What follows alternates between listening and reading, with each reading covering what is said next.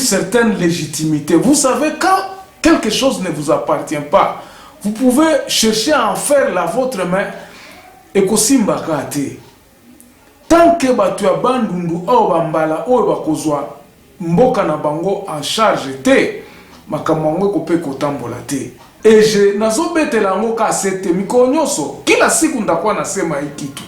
Kila siku ndakuwa nabaelezea kama hatuyarudisha pouvoir administratif kubale ba chef coutumier benye mungini hatutaendelea mbele. Mwache benye mungini bakwe nabo na pouvoir ya kudirige ya kutia sécurité kwabo. Kila mungini banakwaka na façon ya kujidefendre na bitu ya kujidefendre. Maintenant nous devons chercher à moderniser ça avec l'État pour que tout collaborer ensemble. Et cela va nous éviter beaucoup de conflits. Pourquoi? Parce que imagine-toi la tribu et belé ou bazaki na kwango awa. Ils ont vécu ensemble. Bango nyoso presque bango nyoso comme na ramification na bango nyoso bazo kende kaka epa roi moko bazaki soki na 3-4 rois. Tant que tozo sanganate tozo yebana puissance ya mutu te ba awa na kati ya bandundu ba peuple ba bande ko yebana ke no batwana bangone mbakolo bilanga batwana nde bateka akwanga batwana nde bateka pondu batwana nde bateka ka nyama zamba et ils savaient leur importance économique babande ko yebana pe ko kondimana kana ndenge na bango ndengwana. Alors mundele eko kabola biso pona nini a ravir biso na nous pouvoir administratif pour nous bander les yeux ba bander biso penza na ni misopo toye bate komi gérer biso moko. Or ça c'est un vice. Alors pouvoir angweza nini? Pouvoir angweza batuana bayebi biloko nini angweze pa na bango, comment bazo gérer biloko na bango, comment bazo protéger ba mabele ya bakoko na bango, comment ils peuvent protéger ça tout en connivence, tout à koyeba kaka keno biso nyonso tout ozana kati ya République démocratique du Congo. Oyo eza kolobela donc bato ya bwanya il faut bon réfléchir makasi po ya application à décentralisation wana tout en prenant les gens na ndenge ya colonisateur te parce que les colonisateurs nous imposaient. Mais pour l'instant comme nous utilisons nos têtes, il faut tout approcher les chefs coutumiers, ceux qui ont le droit de terre, en leur disant bon voilà batunabiso dans le monde intellectuel, dans le monde alelo, il faut to yeba batu combien baza na mabele oyo. Batu na yo baza combien. Alors ce qu'on yebi batu na yo, voilà comment est-ce que tokoki ko vanda pour to gérer d'une certaine modernité toye et puis ekozalate que l'État ekozala kaka batu oyo ya mboka wana nde bako expliquer baninga na bango que non voici Makambango ndengezokende. Parce que beaucoup de gens taxent les chefs coutumiers d'être des villageois, baebi l'autre côté. Pourtant, c'est faux. Sagesse ezakuna ekokani kutuata na otoza na ngote. Donc nous qui connaissons, nous devons nous mettre au service ya batwana. Ya mwana nde base na biso. Base ya Congo, il faut la reconnaissance. Il faut toyeba base na biso eza nini. Batuo baza na bakomi na Kinshasa soki baza 12 millions. Na 12 millions wana il faut toyeba bambala baza combien. Batuna biso abandundu baza combien. Baza bambala oyo bakenda baza na Kisangani. Toko bengana mutu te. Mais il faut toyeba ko contrôler batuna biso. Alors les autochtones auront droit à leur terre. Bakoye bako gérer makambu na bango neni. Eza kolobate ke non. Batu nyonso tout soki aza mungala ta kuiko ya kosala na bandundu te.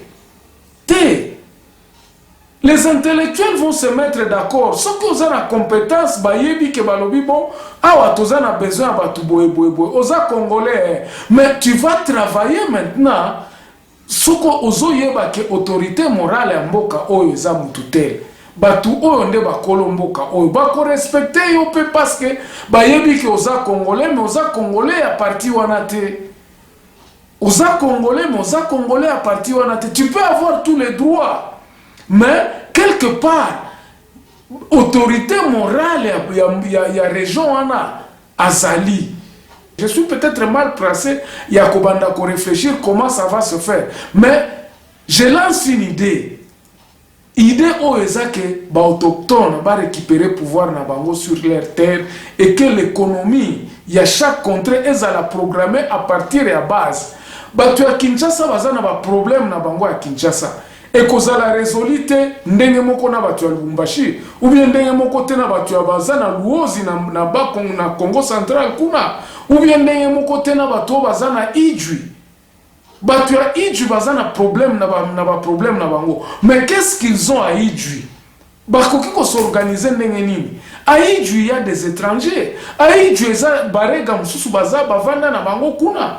Bashi mususu o baza autochtone te bazali me baza kuna baza ba congolais ezate ke to kobenga na mutu o bato baza batu na biso de te. Nous sommes tous des Congolais, mais nous allons donner le pouvoir ndenge tozoloba les autorités morales ya province ezala na maboko ya batu autochtone. Aujourd'hui ça n'existe pas. Botala roi oyo, quelle est l'importance que topé sa roi wana? Importance exacte.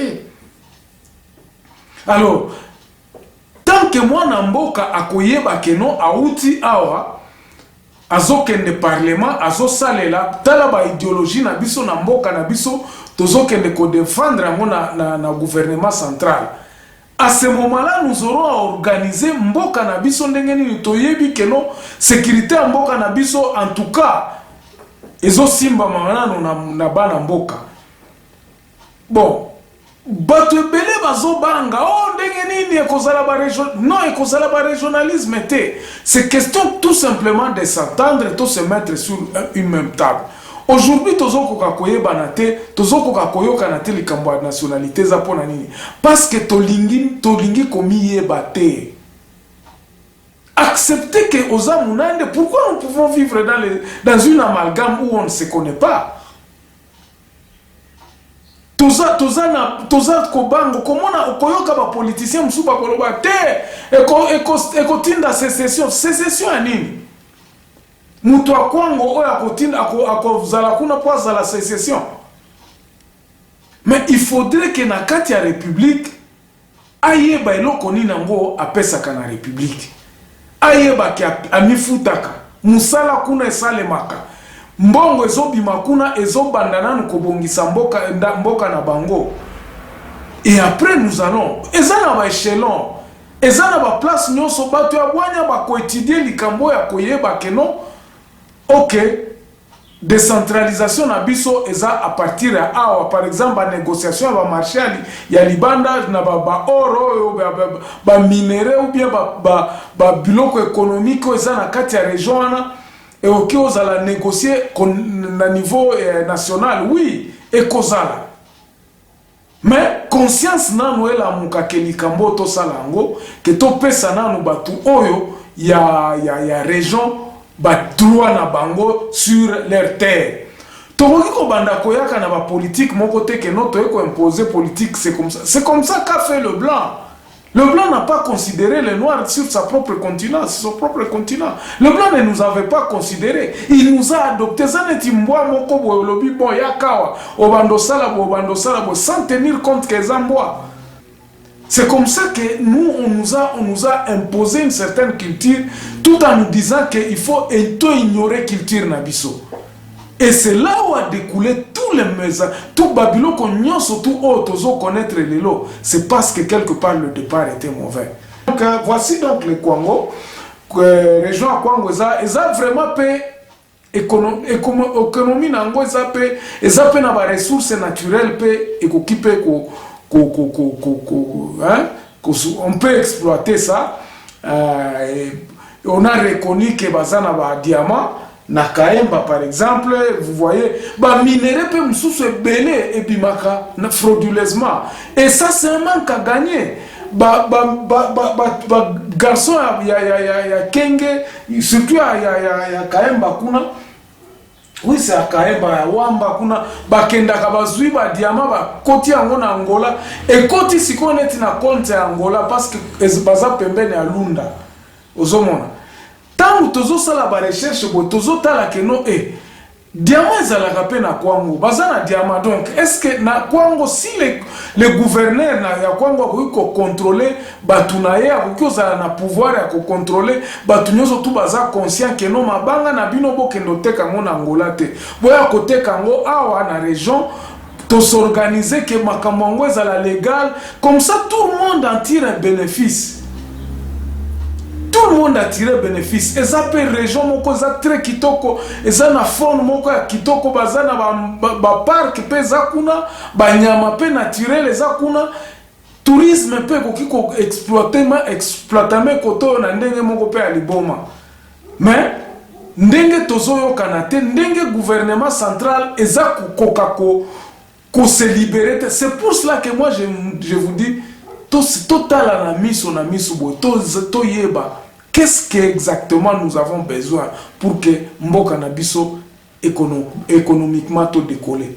To banga te parce que ndenge tozo bangana ndenge wana pe tozo mona que non to kende pe liboso te. Si nous ne prenons pas le risque de réapproprier le pouvoir à ceux qui en ont le droit et kozala mbilinga kaka et ozala mbilinga toko s'en sortir te tant que ba chef coutumier les autorités morales de chaque région hein ba miti ensemble bana na bango pe ba kenda poto bana poto bino pe bozana poto bozongi bokomi kuna bokomi batu bozolo bakimbala bo s'enregistrer bokomi pa na bino bokomi kopesa ba idée à développement tangu bokokoma si vous êtes en sécurité et loko moko ezanga kaka pa na biso zanini eza sécurité kaka. Mais si je trouve que bana poto eza basé belé bazana ba idée bamsu bazana ba mbongo okoko kende kobanda ko développer tourisme kuna awa na moni na ba photo ata moko na balancer le bino awa o mona Kongo eza pembeni ya Kinshasa. Donc si soko tie hôtel na yo kuna place moko ya calme batu bayaka ba vacances na bango bazoya kotala ba parc eza nango pe naturel et c'est ça que les gens cherchent. Bozanga mbongo akokotisa te. Nous voyons d'autres pays ici, ba Swaziland, ba vivaka net na tourisme. Pourquoi ne pas développer cette histoire là côté Nabiso? Hein? Makambo ba parti politique dans une autre émission on a expliqué bino comment les partis politiques pourront fonctionner na katika ka ba région ana atatozana banani na ata autorité morale na biso bazali mais ba parti politique okikozala problème te mais qui est moral mutumoko oyo ya Kwango ayebi que non aweze pa na biso sécurité eza na maboko na biso. Nous avons des redevances à payer vis-à-vis à l'État. L'État moko eza État congolais, pays na biso no eza congolais, eza Congo, mais bon, beaucoup de gens peuvent me dire que non, eza netif sous forme de fédéralisme, oui, mais à l'africaine maintenant, na ndenge africaine, hein? Tomeka kota lelo ko ana biso nyonso tu ba ope wakoyoka idée ope ba okyo de développer ango bobe ngangai to vandisa masolo ango ensemble to tiango donc na mesa pour que to débattre. Merci beaucoup en tout cas, Tomonani la semaine prochaine pour un autre numéro. Au revoir.